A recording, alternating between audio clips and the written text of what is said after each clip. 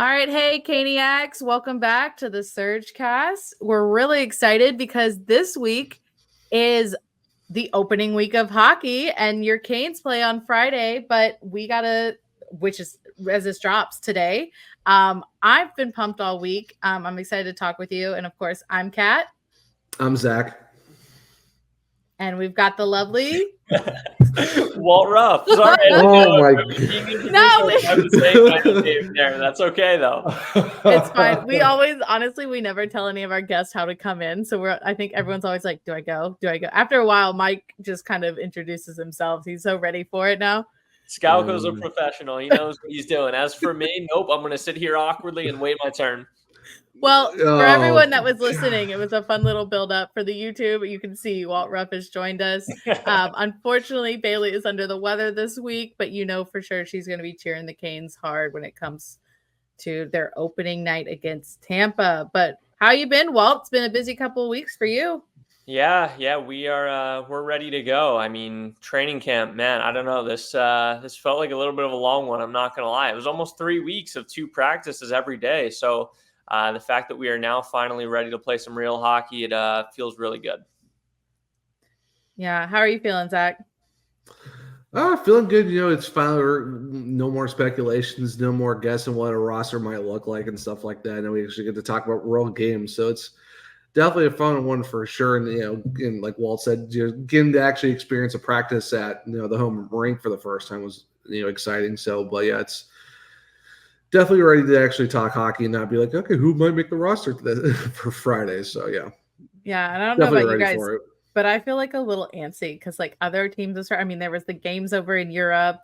Fantasy leagues have started, and it's just like, all right, when do the Canes play? And I guess it could be worse. We could be the Ducks who don't play till Saturday, but I've just been antsy, like, for a while. It just feels like, okay, we're almost there. And then when you see other teams playing, you're like, surely they're playing soon. So thankfully we're here. It's time. We're playing Tampa Bay, who, interesting enough, I think a lot of people were interested to see a familiar face return in Jake Gensel, but I think there's been an announcement that he's kind of battling an injury and he might not be in.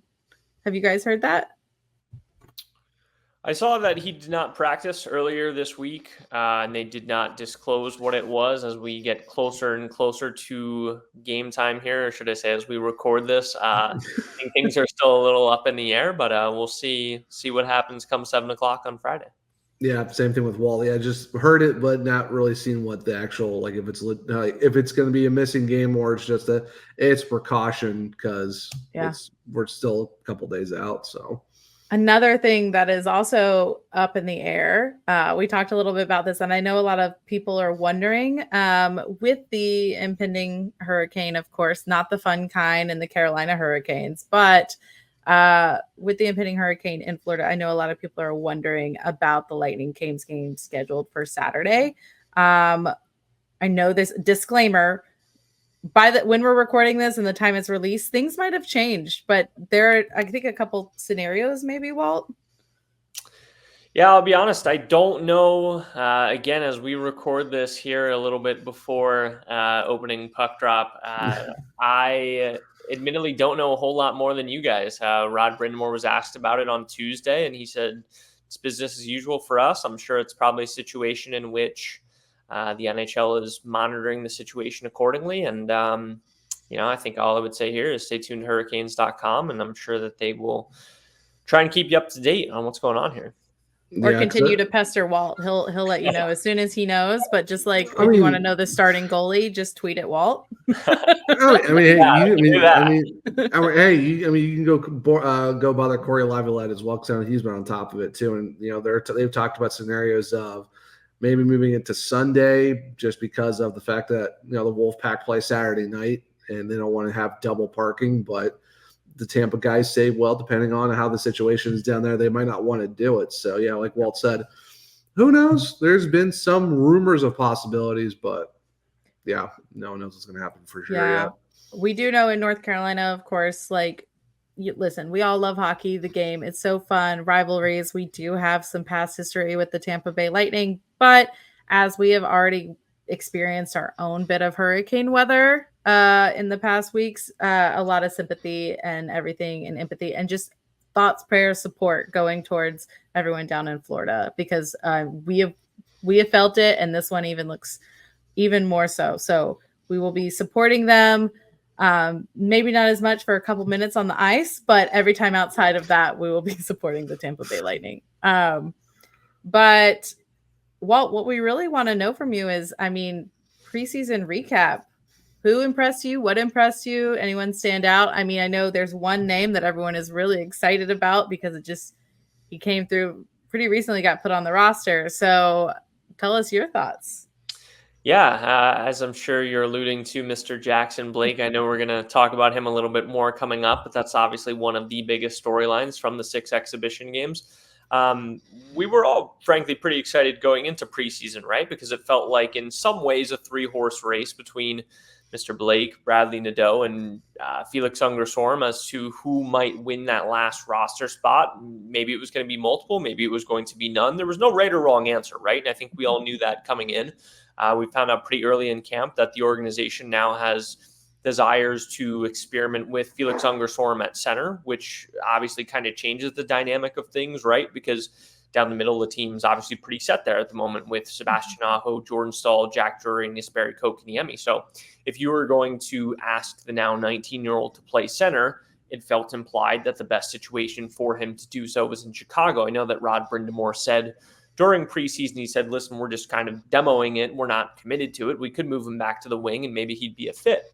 But we've all talked for several seasons now, basically since the departure of Vincent Trocheck, that the organization does have a need for a right-handed center, and potentially that could be Felix Ungersorm in a couple of seasons. So we're all very excited to see how his development progresses, and very similarly with Bradley Nadeau.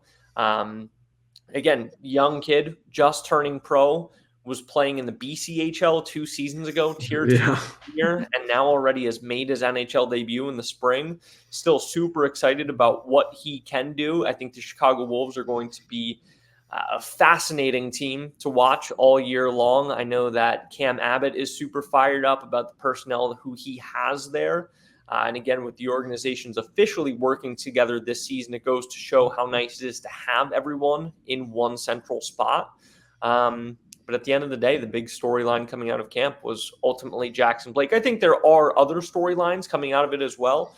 I know that Rod Brindamore doesn't like to put a huge emphasis on the record and wins and losses, but let's be honest, 4-1-1 is pretty good, especially when in some of those games, especially the last one on last Saturday in Nashville, when you take a lineup of largely depth guys, prospects, and PTOs to Bridgestone Arena, and you beat a Predators lineup, which is supposed to be a pretty darn good team in the NHL this season. And what that says to me is everyone who was on that 45-man training camp roster bought in to what needed to be done, right? Let's be honest. The talent in that game in Nashville was heavily skewed towards one side of things. We saw how it looked just a few days prior in Raleigh when they brought a very experienced lineup in. Frederick Anderson was great Saturday. He was the difference. But at the end of the day, there are 18 skaters in front of him who had to get the job done, and they did. And I thought that was rather impressive. Yeah, I know some names that stood out with people like goals-wise, and we just kept hearing mentions of them. Slavin's brother. You kept hearing Slavin, and you were like, Slavin scores, Slavin got the assist, and you're like, wait, which one? And so it was really nice to see that the Slavin name, and I know some people were pretty impressed too that I think we had a penalty kill, and he did pretty great on that. And someone goes, something with those Slavins and that penalty kill. But so excited to see him down in Chicago. And I know I'm gonna butcher his last name. I know his first name is Gleb Cherkasov.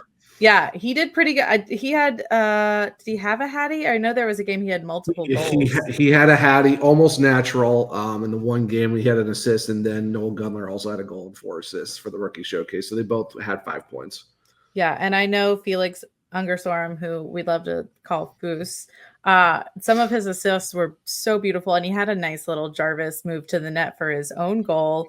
So it was, honestly, I'm just really excited. First of all, I'm really excited we have an AHL team to put all these guys down together with, and let them just continually to get better. But also, like, hey, if we need to call up someone later during the season, you never want to, but as 82 games, super long stretch. We've already seen in preseason that people get nicked and dinged up pretty easily. It's kind of nice that, okay, all these guys showed what they can do in the preseason and they don't back down from these typically really built lineups.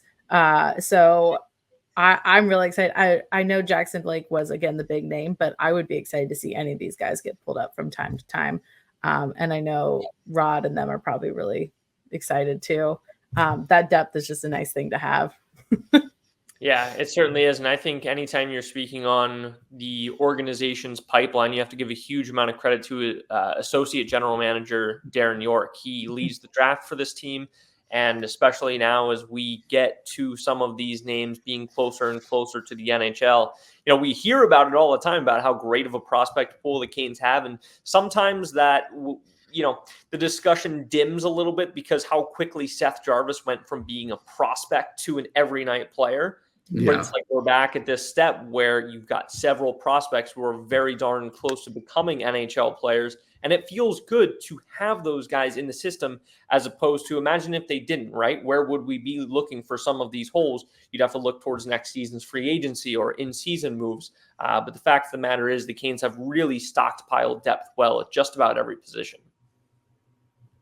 100%. And I guess we got to talk about him, though, because now he's one of our prospects who is potentially pulling a Seth Jarvis and cracking that roster. Is Mr. Jackson Blake. Did you get a chance to interview him, talk with him while he's been up here? And just what are your initial thoughts? Well, I mean, I know last season we got your thoughts because, of course, we had Bunting and some new guys come in. So want to get your thoughts on Jackson and also some of the other new guys that we got on the off season. Sure. Yeah. Jackson's a great story because there was a huge deal when he signed in April. He goes within a week from being a Hobey Baker finalist to sign to making his NHL debut. And I got to do a one-on-one interview with him when he first signed. It was great. Super cool to meet his dad, longtime NHLer Jason Blake. Mm-hmm. He'd been around in Raleigh for a little bit and then got to see him not too far later down the line in July's development camp. And then he stuck around in Raleigh for most of the summer. So you got to see him before the showcase. You got to see him at the showcase. So I've got a whole lot of Jackson Blake time the past couple of months, but I'm so excited for him. Really good kid who deserves it. One of the biggest storylines over the course of the summer is, our man put on some muscle there. I believe when he was drafted, he was only listed at 147 pounds, right? He's not the biggest guy in the world, but I think we actually just updated the heights and weights on NHL.com earlier this week, and I think he's up to 179 now, and most of it's muscle.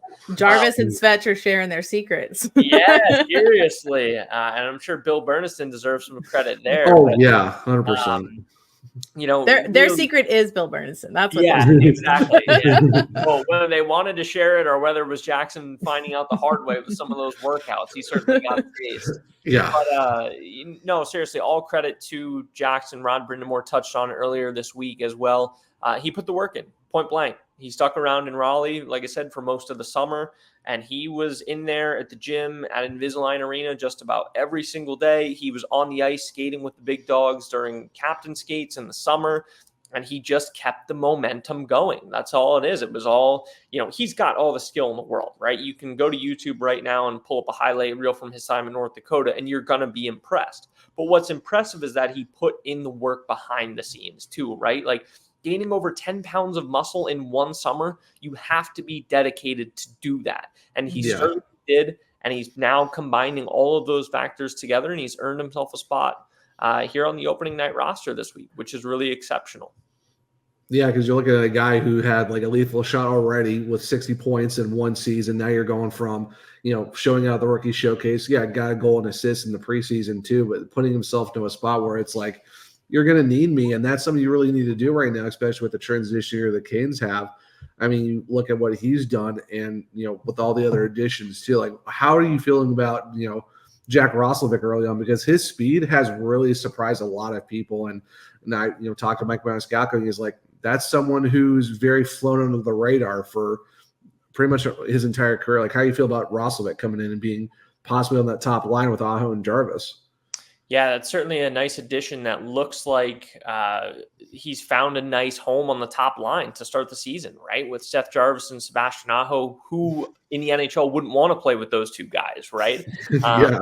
What I've been really impressed about with him is that, and I don't think it's smoke and mirrors, everyone talks about when they played against him from when he was with the Rangers, when he was with the Blue Jackets, everyone was like, yeah, that guy's really fast. And then you go and look up his NHL edge data and yeah, he's really fast. Yeah. And to me, what also stands out is he's versatile, right? Like, let's not kid ourselves. These lines are going to change. They might change by the second period on Friday. They might change by the second game of the season, whenever that may be. At this point, we're going to see Jack Roslovic skate with more guys than just Sebastian Aho and Seth Jarvis. There might be a time this season where we see him in the trusty role alongside Jordan Martinook and Jordan Staal. You have to have the ability to play up and down the lineup, and I believe Jack Roslovic possesses that. He really does. And like you said, you look at the whole roster in general, because you look at William Carrier, everyone thought he's going to be a fourth line guy, but he's been playing with the Jordans and he's slid in there very well. You look at Eric Robinson, Tyson Jost, those guys have been playing a lot of fourth line minutes and haven't gelled with that group as well. So it seems like, with, like you said, how everyone bought in, it's kind of good to see the fact that no matter how the team goes, you have a whole roster of guys who are like, hey, I might need you on this line on a certain night, or have you here on another night as well. So it's kind of good to see that it's not just, all right, we're just going to load up the top six and that's it. Now it's like you can actually load up four lines and just be like, okay, here are certain situations that are working out. Like, how do you feel about the fact that you look at a roster that's so versatile from top to bottom, and even on the defensive pairs with, with Ghost and Walker also just kind of sliding their way into the lineup, and it seems like they're just fitting in right as well at the same time. Well, I think players understand that when they're coming to Carolina now. There's no real secret as to the way that this is what Rod Brind'Amour expects from the guys who come to Carolina, and that's what you're going to be expected to do. You can't, I don't think Jack Roslovic is sitting here today thinking I'm going to be on the first line every single night this season. I think he knows that he's going to have to be asked to play up and down the lineup. He might be asked to take on more responsibilities than just the power play at some point, but you have to have that ability to play all over and that willingness, right? That's a huge thing. As for the defense that you brought up there, I am very bullish on Sean Walker. I'm very eager to see how I think he's going to fit in great. I think Shane Gostisbehere, in a very uncommon situation, you get a guy to return. I know the Canes would have loved to have kept him 2 years ago. He comes back in the mix. Sean Walker, again, you have to be versatile. Do we think there's going to be a time this season where maybe we see Gostisbehere and Chatfield and Orlov and Walker? We saw Orlov and Walker during a preseason game together. We also saw Sean Walker on the power play a little bit, but then as of late, he has not been. Do I think there will be a time later this season where we see him on the power play again? I do. So again, you just have to be willing to be a versatile player for this team when you come here. And I think the organization did a good job of bringing in guys that fit that mold. Yeah. If anyone hasn't noticed the roster that we have put out now, and it's interesting because even the roster that they've submitted has already changed a little bit. But we've got Shane Gostisbehere, Jalen Chatfield, Dmitry Orlov, Brent Burns, Jordan Staal, Jack Drury, Sebastian Aho, Brendan Lemieux, but Lemieux is actually out recently. He had a little dinged up and then went a little too hard in that last preseason game. But we know him. I mean, that man can take it as hard as he gives it. So I'm sure we'll see him back in a little weeks. I mean, he can take a little rest. Of course, Seth Jarvis, Sean Walker, Tyson Jost, but I also just saw, I think we waived him. Put him in waivers. William Carrier. Thank you. Carrier. This is why we work well together. When I stumble, you got it. Andrei Svechnikov, Jordan Martinook, Eric Robinson. And I know it has Bryce Montgomery on there, but he is actually, I think, down with the Chicago Wolves now. Which his contract was a little, I think that was like super interesting. It allowed us to finagle a little bit. I mean, if you look at our cap space, we got $3 for everyone that loves the SpongeBob meme. We're $3. Yeah, because he did get $1 million. He was $1 million performance bonuses. That was part of his contract, which made it very interesting. But hey, good for him. Deserved it the way he's played too. Who else deserves a shout out here? Hurricanes compliance assistant Earl Schwartz. That man deserves applause here. Got to plug my man Earl. he knows the CBA, this massive legal document, right? That if you put in front of any of the three of us, our brains might combust on the spot. Yes. And that man is out here just flexing on all of us, saying, "No, I know how we can do this and get within $3 of being salary cap." So he's the one in charge of the monopoly money. I love to see it. Yeah. And if you also follow his Twitter account or X, or we call it, it's like, this is the face of the man who's really going to destroy the cap work. And just the fact that he just did that with his profile picture, I'm like, you know what? he gets it. Earl is the man. Earl deserves a round of applause for that one. Definitely need some flowers for sure, because he's not like a lot of these other teams where they're like $0 LTIR, $0 LTIR. It's because I saw the Canes were the Canes were very, very adamant that they did not want to do LTIR. They didn't want to do that. Even with Riley Stillman, technically an LTIR. Yeah, they ain't for it. Yeah, so we've got, of course, the remaining Jesperi Kotkaniemi, Martin Necas, and Jack Roslovic, our two goalies, and Anderson and Piotr. Spencer Martin will be getting in the reps down in Chicago. And then on our IR list, of course, is Joachim Ryan. Yep. Jesper Fast, speedy recovery to him. I know that must be torture to be out with that. And then Riley Stillman. And with 3 injuries, and you're able to, again, finagle that, that's everyone, round of applause for him. May the Schwartz be with you for that one, for sure. If you know, you know. But of course, that's the roster, but we don't know who we're going to be seeing opening night. Again, everyone tweet at Walt if you want to know the starting goaltender. For what it's worth, I think he said that Anderson was in the crease in practice, but Rod likes to keep everyone on their toes, keep it spicy. So here's where my stance on this, and it's become a topic of conversation amongst those in the media. Starters crease. I have always seen that as a game day only term, right? Mm-hmm. Like when you're, Zach, I know you know this, when you're in Lenovo Center on a practice day, the goalie closest to the bench is the starters crease on a game day. But what I'll say is I don't put too much stock into that on non-game days because it rotates.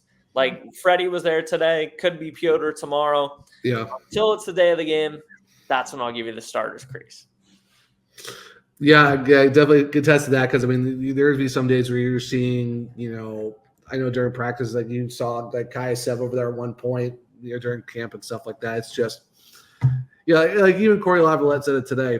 Take it as you will. He's in the starters crease. That could mean absolutely. We're really recording on Wednesday. Yeah. That by Friday, who really knows at that point? It's just, just don't bombard Walt unless you're like Howie and Alex and Moose and all them, and they're just pumping Walt's tires because Walt's the man. But other than that, you gotta drive that engagement somehow. You gotta drive that engagement. I don't know. That's a touchy subject. If I were in this for the engagement, I'd have the notifications on for everybody, and those days are long gone for me. I as much as I don't like it, I have to accept that I can't answer everybody, but I do like to inform the people when I can. Yes, especially the Fancy Duck boys, because they know how to have the right people up for sure. I should have wore their shirt for this episode. Maybe next time I come on here. Hey, they won't let you forget that. You've now said it. They won't let you forget. I gotta show love. I'm bombarded by Zach. Make him do it. It's like, hey man, talk to Walt. Don't go to me on this one. One thing that I was interested, I think you posted this as we're recording earlier today on the 9th, looking at power play units, because I know everyone's going to be very curious about our power play. It was looking like, I think power play 1 had Aho, Jarvis, Necas, Svech with Ghost. Mm-hmm. And then the power play 2 is Blake, Drury, KK, Roslovic with Burns. What are your thoughts on those? I do see that the power play 1 is a little top heavy compared to the other one, but what are your thoughts on it, Walt? Well, again, this could be something that changes over time, right? Like I believe it was the Florida preseason game where we saw the 2 defenseman scheme on the second unit with Brent Burns playing a net front role. Now as we get closer to opening night, he's back in the quarterback slot up top. So what I will say is yes, obviously the top unit is a little bit heavier in this situation, but that's the way sometimes you set it up to be, right? You want that unit to eat a minute 15, a minute 30. And if you have to go to someone else for the final 45 or for the final 30 seconds, you have your group in there. Now, let's not discount them. There are some guys who can put the puck in the net on that second unit as well. And it comes and goes, right? Like, especially in all of the days leading up to this home opener. There's some days where the second unit looks like they're buzzing around, and there's some days where they're obviously not finding the back of the net. So, and I think the penalty kill is just as important to reference here, right? The Canes have had such a good penalty kill in the Rod Brindamore era. I'm eager to see if that's going to continue moving forward, right? A lot of guys who are pretty darn good in the penalty killing role, and Jordan Stahl, Jordan Martinook, Seth Jarvis took a huge role there. I know there's a lot of excitement to see what Eric Robinson can do while killing penalties. So listen, special teams, we know there's such an important element of trying to win games, right? You have to be good on one of the two, or else you're probably not winning a whole lot of games. And if you're good on both, then you probably are winning a whole lot of games. So they can make or break you, and I'm eager to see how they gel to start the season. Yeah, because I know last year they were first in penalty kill and third on the power play. And, of course, it's harder to do it back-to-back years. But, I mean, even if you're top 5 in both or even in top 10 in both, you're still setting yourself up into a good situation, especially in Carolina. So, I know the emphasis is always on the power play, so it's always good when you get to kind of hear the penalty kill a little bit too, because those guys definitely deserve their flowers for all the efforts they put in over the last few years, because I know it's just, that's a tough situation to be in. Of course, Jacob Slavin is like death taxes, and Slavin doing Slavin things. So that's a no-brainer at this point. But it's definitely gonna be interesting to see how the roster is going to be now, especially with that bottom six, with all the guys that kind of left, and you got guys coming back in and stuff like that too. But it should definitely be an interesting season, in the middle of a transition, of course, because I know you've seen it, Walt. Everyone's like, it's either third in the division or missing playoffs, and it's like missing playoffs. That's a huge stretch for the Hurricanes, because it's like they have a lot. They still have a lot of the core left, but I know for you, it's just kind of like they're taking a slight step back, but like, do you feel like that maybe people are kind of overcompensating on the Canes missing the playoffs when you look at the roster compared to seasons past? Before you answer that, Walt, because we do want to hear your expectations of the Canes, we're going to do a quick little break for our sponsors. Teaser. Oh, wow. And we'll come back to hear what you have to say about that. Okay. Hockey is back. From the sounds of the board slamming to the eruption of a game-tying or game-winning goal, there's nothing quite like experiencing hockey in person. At Gametime, you can get in on the action for hockey, other sport events, concerts, and shows. Gametime has a new feature called Gametime Picks that makes getting tickets to see your favorite teams play and your favorite shows live even easier. Gametime Picks filters out the fluff to show you only incredible deals on great seats, so you don't have to waste time searching through thousands of tickets. Looking ahead, when the Rangers come to town on November 27th to the Lenovo Center, you'd expect the ticket prices to be through the roof, considering fans from Cary might make their way over, but that's not the case with Gametime. The super deal available right now, Section 109, Row G, just $155. Amazing deals like Section 309 for $51. Available on Gametime.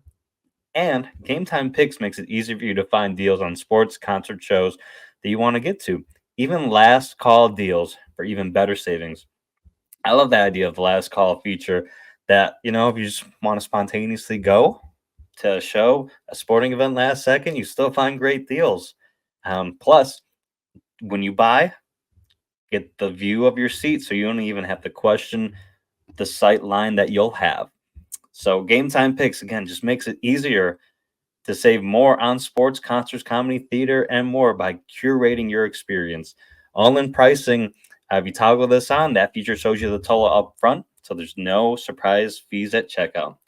So take the guesswork out of buying tickets with Gametime Picks. Download the Gametime app, create an account, and use code THPN for $20 off your first purchase. Terms apply. Again, create an account and redeem code THPN for $20 off. Download Gametime to get today. What time is it? Gametime. The quest for the Stanley Cup starts now. The puck's dropping on the 24-25 season. Get in on all the action at DraftKings Sportsbook, an official sports betting partner of the NHL. It's super easy for first-timers to get started. Try betting on something simple, like picking a team to win. Go to the DraftKings Sportsbook app, select your team, and place your first bet. Look into something like winning the MVP, division winners, and more, also available at DraftKings. And if you're new to DraftKings, listen up. New customers bet $5 to get $200 in bonus bets instantly. Download the DraftKings Sportsbook app now and use code THPN. That is code THPN for new customers to get $200 in bonus bets when you bet just $5. Only on DraftKings. The crown is yours. Our OG sponsor, Primo X Hockey. Whether it's apparel, bags, goalie gear, jerseys, you name it, Primo X. Yeah, even a couple of buckets for you. Primo X Hockey has it for you. They are located here in Raleigh, 1401 Diggs Drive, Suite E. Monday through Friday, they're open 10 a.m. to 6 p.m. Even have availability and times open on the weekend from 9 a.m. to 3 p.m. on Saturday and 1 p.m. to 6 p.m. on Sunday. So for local pickup, save 20% with code in-store pickup online. How about that deal? Also use code SurgeCast for 20% off your Sebastian Aho deals as well. So even skate sharpening, $5. How about that deal? Primo X Hockey. They have all the hockey gear to get you right for the season. All right, and we're back. Sorry for that teaser. That was well done. What do you mean sorry? That was good. I mean, don't. I know. I was like, oh no, I gotta cut you off, Zach. I'm sorry. No, you're fine. No, because it wasn't really it wasn't even a season outlook. I just want to see how you're feeling on the. It was more so the fact of like, how do you feel about people discrediting the Canes already as a missed playoff team or a team that's like, they're just kind of whatever at this point. Well, I mean, as boring of an answer as this is, maybe I spend too much time in the locker room. Like, I don't pay attention to it, honestly. Like, I mean, I don't worry about who says the Canes are going to finish third. You know, there's probably some people out there who still have the Canes to win the Stanley Cup. There's some people who, like you said, think the Canes are going to miss the playoffs. Like, I just want to watch it unfold. You know, like that's my job, right? Like watch it unfold and report on what happens. And so I'm eager to do so. I think there's actually probably maybe more fun going into this season because some of the expectations aren't there. Like last 2-3 years, like there was no ability to surprise people, right? Like everybody kind of thought the Canes were going to be a powerhouse. That was what it was. They were expected to be in the dance every year. It was like, okay, they're a playoff team. Can they get past the first round? Can they get past the second round? Now it's like, well, like nobody kind of really knows what's going to happen. And I love that intrigue. So that's my stance on things right now. Yeah, honestly, it's the worst place to be is the Edmonton Oilers right now because everybody has the highest of expectations for them. Basically all but 4 people from Sportsnet picked the Oilers to win the Stanley Cup. It's like, all right, have fun with that, I guess. But I agree with you, Walt. It's just one of those things where it's like, it doesn't really matter, but at the same time, it's like, it's always fun to have lower expectations because you look at the 05-06 team, everyone predicted them to finish last. So it's like, you know what? Fine, it's understandable. If you want to underestimate the Hurricanes and Rod Brind'Amour, all right, fine with us. You know, then the rest of us will just enjoy the season that we're going to have. So it's always going to have lesser expectations and just have fun instead of being like, oh, they got to win every game, and everyone starts losing their minds when they lose like one game here and there. So it's have fun. Let's just have fun this year. Let's just have fun. I mean, you got a bunch of new guys. Like, give them a little bit of grace. Like, you want to win, but like, let's see. Like, are they winning? But they're trying, and they're trying to get that chemistry that they've built up over the past couple of years. I'm happy for it as long as we're working towards it, and we're not just looking a little complacent like the Boston Bruins did this week against the Florida Panthers. I'm sorry. They didn't seem to want to come out against they wanted to fight more than they wanted to score in that game, it seemed, but that's just me. But listen, as long as our team comes out with the fight and that like Rod Brind'Amour of like, we're not giving up till the very last second on the ice, I'm all good for it. I know it's a little bit of a transition year. And again, there's 82 games.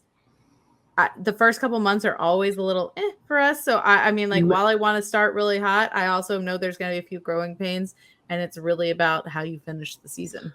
It's where you're at by American Thanksgiving, because that's kind of like the standard that you always hear from Elliot Freeman and all those guys is where are you at by American Thanksgiving. Then you kind of know where you're at, because that's like, what, 20-something games, I believe, Walt, if my math is somewhere near correct. Somewhere around there.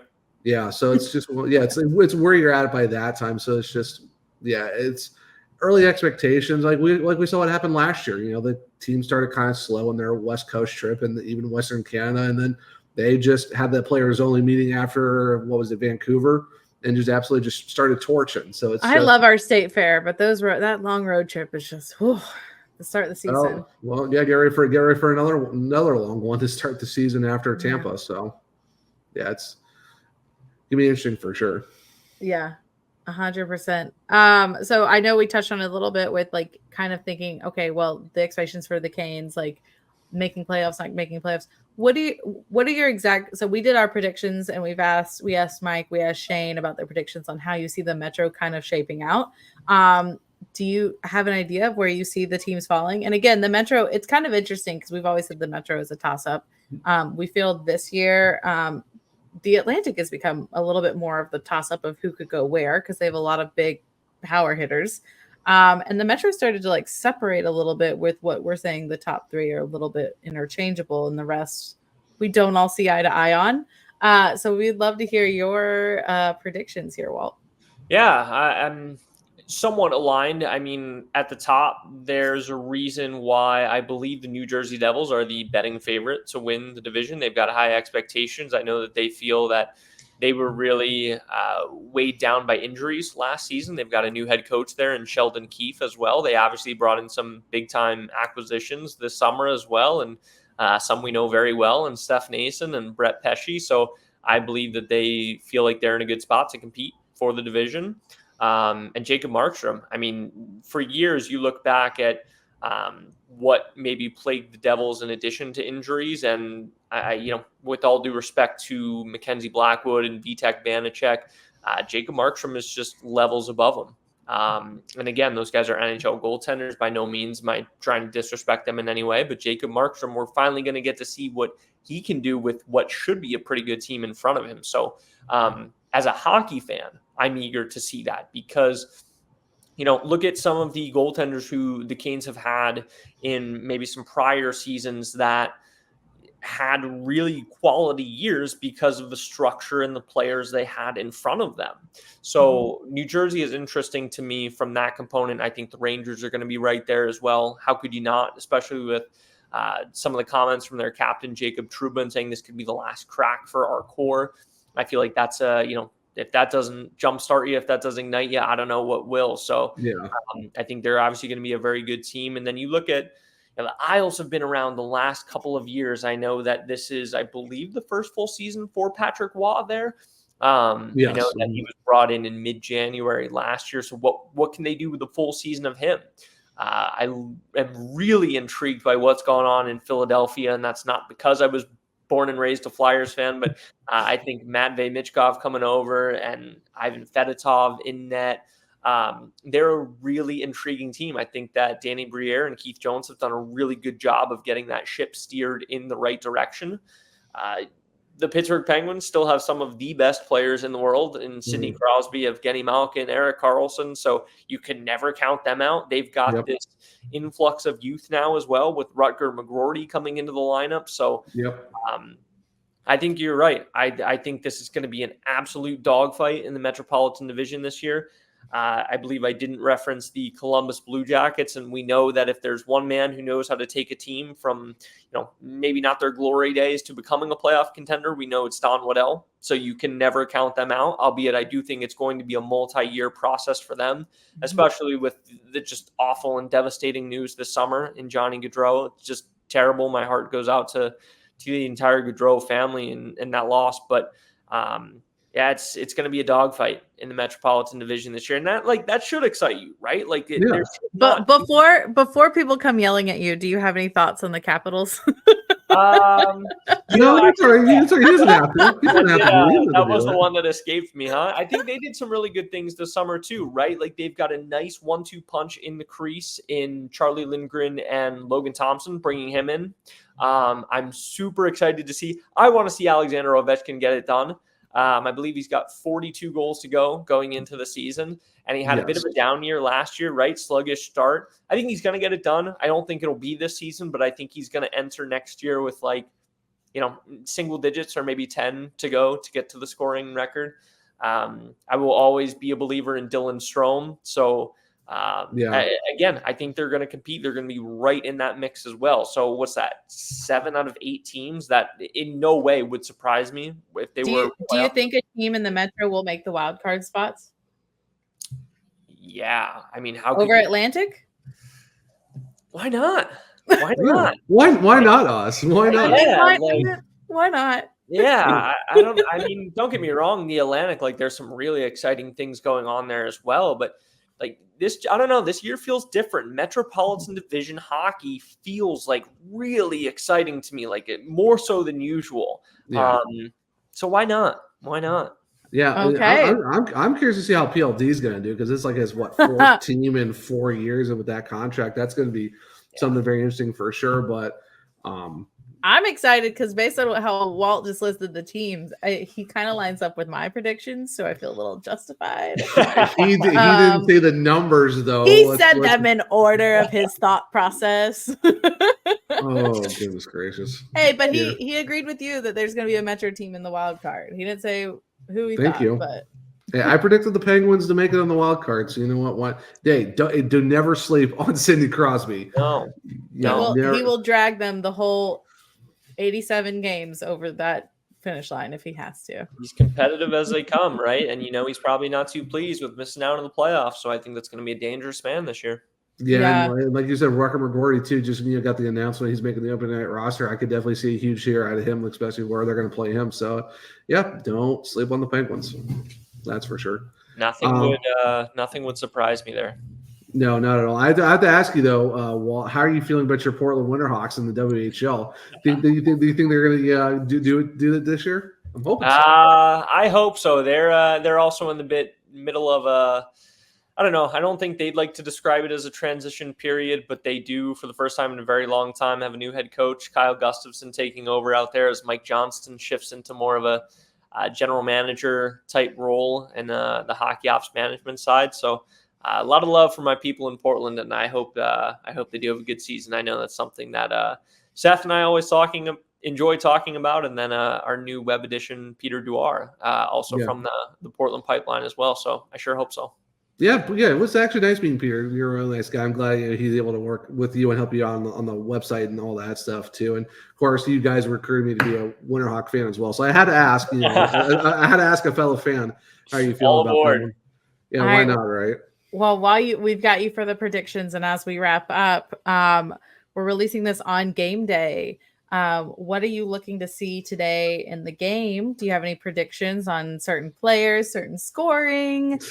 End result. We'll also say ours, but I just want to hear your thoughts. I'm going to play the fence here. I don't know that I've actually, maybe I'll play the cop-out answer, and I haven't really thought that far yet. I've just been living one day at a time as we try and get here, like I said at the beginning of the show. That's fair. You've had busy days. Yeah. I knew that was going to happen. Celebrating going to the rink, only having to watch one group these days. But no, I think there really are some fascinating storylines going in, especially, if the games do hold Friday, Saturday. How do you split the goaltending? Do you go with Freddie at home? Do you go with Freddie on the road? PK for the other? Obviously they're going to split them, right? But it's just a matter of who's who, I guess, is what I'm saying there. And, let's just enjoy it, right? This was a crazy summer, and I know we've talked about it a lot, but not just from the roster side of things, but on the business side. I mean, you got to give a huge amount of credit to Doug Worf and things that he and Brian Fork have done on the business side. There's been a lot that, obviously with the development process has come out publicly that I know a lot of people are excited about. There's a lot going on behind the scenes that I think people will be excited about once they hear. So those guys deserve a lot of credit. And then Eric Tolsky as well, right? His first summer as general manager of the club. So many things have gone on this summer. I'm kind of getting, reflective here as we get closer and closer to opening night, and probably not answering the question that Kat asked at all, but I'm, just maybe for the first time in quite some time, taking a minute to reflect on all that's gone on since, what was it, the end of May when the season ended? Like, it's always crazy that you arrive at summer and you're like, okay, all right, let's see how this goes. And all of a sudden it's like, boom, 4 months go by. Okay, let's play hockey again. So, especially this summer, like I know, well, none of us knew there were contracts to be dealt with and everything. But then, you get a new president, you get a new GM, like you get all, like a lot of change hit the Canes. And also, Jen, you're talking about you're changing the arena a little bit, like changing name, changing the area around it. It's a lot of change. And I do know a couple of people that are newer to being fans of the Canes, and maybe the last 2 seasons or when they like jumped in, and they're just like, a lot's happening. Like they're like, I don't know what's happening. And we're like, yeah, we've experienced this before, not in a while. So all of us are reeling a little bit. We expected a little bit of change, and instead we expected maybe a category 1 and we got a category 3, but we've weathered worse storms before. So I am with you. I'm very interested in seeing how this team comes together. We got a lot of new faces. We have a lot of people that have a lot of expectations on them. KK, Svech, Natchez, and guys that have already performed, but everyone wants to see more from them, of course, and Aho and Jarvis. So I'm right there with you. Like, it's just, you got to kind of just sit and go for the ride. Yeah. And let's enjoy it, right? You only get one season opener, and let's be honest, it's only going to progressively get more and more stressful as we get towards the end of the season. So one thing I've learned over the years is that really, truly enjoy opening night. It is the start of a journey that you're going to be on for at minimum 82 games, hopefully a lot more. And so, take the time, take the extra minute, come to the pregame plaza party starting at 4:30. Especially enjoy it because it's a Friday. Like, way to kick off your weekend. Right, exactly. This is not a Monday or a Tuesday. Like, let's do this. Let's have a darn good time. So, exactly. I have to ask you also a couple things. So, how do you feel about the new raise up being the new thing this year instead of cause chaos? And obviously, and I have to ask this one. How are you feeling about the pad setups and just the helmet designs from Freddie and Piotr? Because, man, they are absolutely fire this season. So I want to get your thoughts on the new name and, of course, the new setups, because they are pretty slick. Even Spencer Martin's, the Dark Knight pads that I call them, very clean in person. Yeah, I mean, all that stuff is exactly what we're talking about here, right? Like, it's only stuff, when we get to game 47 and it's a Wednesday night on a dauntingly cold February evening, like, we're probably not fired up about Pyotr Kochekov's goalie pads anymore, right? Like, raise up has been the thing for X amount of games. So this is all stuff that you should be excited about this time of year, that you should allow yourself to indulge in. And I know that the team accounts have done a really good job of, like you said, pumping out pictures of the goaltenders' new equipment. And before we know it, it's going to be the middle of the season and they'll probably have more new equipment. So it's always cool to see this stuff this time of year, whether it be from the marketing component side or whether it be the, on ice side of things. I think the most interesting thing to me is that will Frederik Andersen go with the all red pads, or is he going to go with the pads similar to what we saw, I believe, in his 21-22 season, predominantly white with the red and black striping? Again, if you're not a gear nerd, you're probably like, dude, shut up, I don't care. So that's probably where I'll cut myself off, but all cool stuff. Yeah, no, definitely, for sure. Yeah, they're the red moon pads from Freddie, and of course the Dark Knights from Spencer Martin, and of course the helmets too are just absolutely amazing. So yeah, it's always good to see the new, what they're gonna be rolling out for the season, for sure. Because hey, you gotta look good, feel good, right? Exactly. Yeah. Well, it's been really awesome to talk with you, Walt. Again, it's just making the fact that this is opening night game day even more exciting, because we got Walt back on the show, honestly. You know it's a good day when Walt's back, especially right before the season starts. Hockey's truly back when you get a Walt Ruff appearance right before opening night. Yeah, so this has been a lot of fun. We love to hear your predictions, expectations, thoughts, since you've been up close and personal for a while with the players, changing of roster, all of that. Definitely want to echo what you were saying of just Canes fans, just soak it in. Opening night is always great. It's the start. Anything can go up or down from here, but just enjoy it while at Friday night in Raleighwood. That's fantastic. Put down a shirt. So we're really excited over here at the SurgeCast, and we want to thank you, Walt, for everything you've been doing, and of course we want to thank the Carolina Hurricanes for everything they've been doing for the community as well. I know that showing the support for Western North Carolina with the preseason game and other efforts has been a really big deal. And of course, I know we're shouting out Doug Wharf because he's a big community guy. But we just appreciate you, appreciate everyone in the Carolina organization. So thanks. Is there anything you want to leave us with or where people can find you? I'm sure they know where to find you, but in case they are under a rock for the past couple years. CarolinaHurricanes.com. Well, first of all, thanks to both of you, Kat and Zach, for having me on. This has become a fun yearly tradition and leading up to the first game of the season. It's always good to, like we said, allow yourself to be excited. This is a wonderful time of year before we get going. Hurricanes.com. Zach, you know the spiel by now. That's where I will always send people. I got a lot of good things going on. Kat, like you mentioned, some more exciting announcements coming up about relief efforts for Western North Carolina. I know that we're not done yet.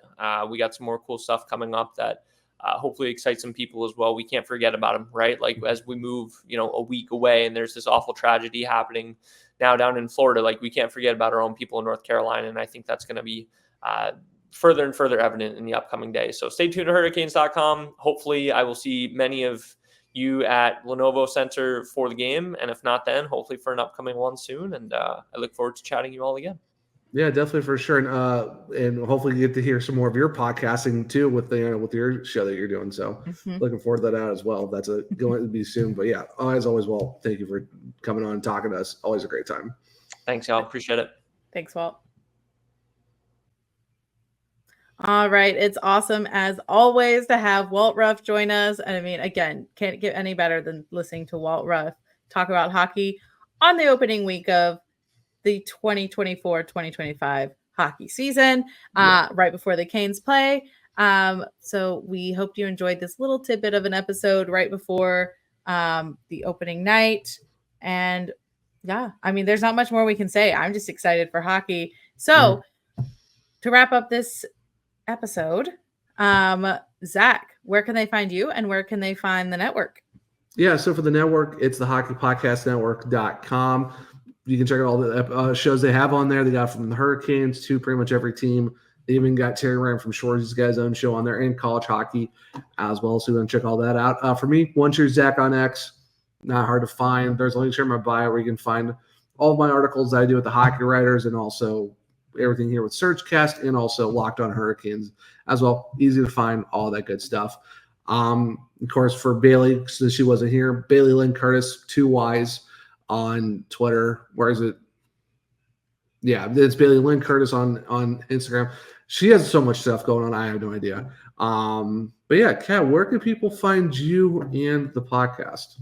Yeah, you can find me, of course, at caniacchic on Twitter, X, whatever you call it now, Twix, and on TikTok at KVTHunter74. If you want to find the SurgeCast, it's pretty easy. We have link trees to all of our stuff, but the SurgeCast on Twix, Instagram, YouTube. Hey, follow, like, subscribe. Woo! If you haven't done it yet, I mean, how'd you find us? What? Or did you just come because you saw Walt was here? What's going on? Hello. Anyway. Probably. I mean, honestly, it's Walt Ruff. I wouldn't be surprised. But yeah, please follow us. Again, we've had already for this season quite a few amazing guests, and we want to continue with that because, I mean, you guys can talk to us all the time. But we love to hear the insiders of the Canes or other fans that are also very knowledgeable about the game. So stick around. This is going to be an awesome season. But for now, I'm Kat. I'm Zach. And we'll see you next time, hopefully with Bailey on the SurgeCast. See ya.